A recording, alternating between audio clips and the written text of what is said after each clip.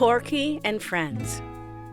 It was the 1960s in Union Lake, Michigan.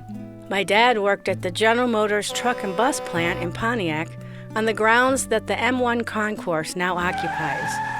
I was a fifth grader at the Dublin Elementary School, where we were learning the essentials of becoming productive members of society. Things like teamwork, sharing, and respect for our elders were at the top of the agenda. I lived on Cooley Beach Drive, and life was good on our 2-acre mini farm.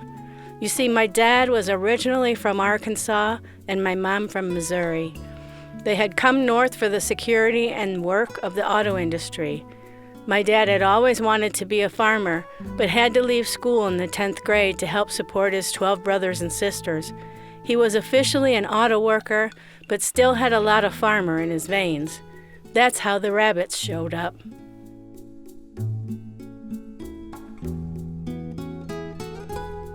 On our little farm, we grew corn, tomatoes, green onions, and even peanuts. Every day after school, my job was to work the crops, feed the chickens, and eventually feed and water the rabbits. My dad built fine cages just behind the garage and under the weeping willow tree where the rabbits lived. Each rabbit had their own cage, complete with water and food dishes. They were the cutest, most loving little creatures I had ever seen. They all had names provided by me that described each of them.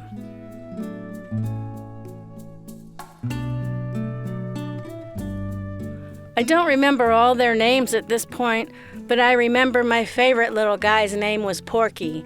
He was the hefty dude with a nose that wiggled adorably when I walked by. He made me smile, and I was sure he loved me like I loved him. His coat was shiny black and white, and his eyes shone with a depth that you could gaze far into.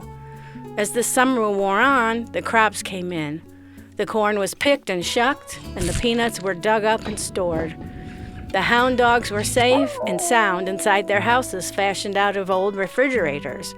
My dad made these dog houses with a door cut out of the bottom, and a big door on the top of the fridge became the roof of the house that made easy access for fresh straw.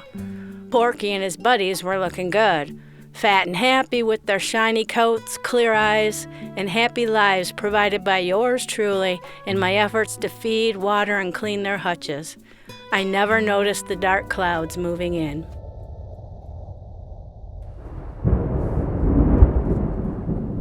As I moved along the line of the hutches one day, making sure all was well with my bunny buddies, my dad walked by and said, "Pretty soon it'll be time to skin 'em and eat 'em." My heart dropped to the area near my shoes. The vision of Porkie and the others being killed and eaten was more than my fifth grade mind could absorb. My course of action was swift and decisive. I headed for the house at a full sprint, screaming for the one person I knew would understand, my mom. Mom met me near the back door, having heard the incredible racket I'd made over the proposed demise of my rabbits. Now, I am sure that I'd previously eaten wild rabbit that my dad had brought home from hunting trips.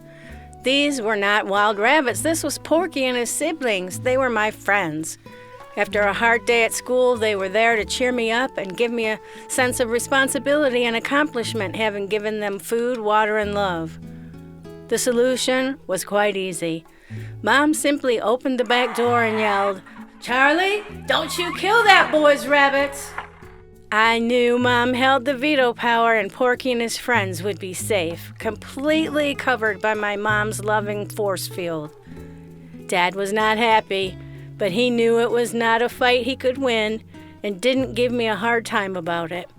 Porkie and his friends lived out their lives under the willow tree behind the garage, where they eventually died of old age and were provided proper funerals in the garden near the peanut patch.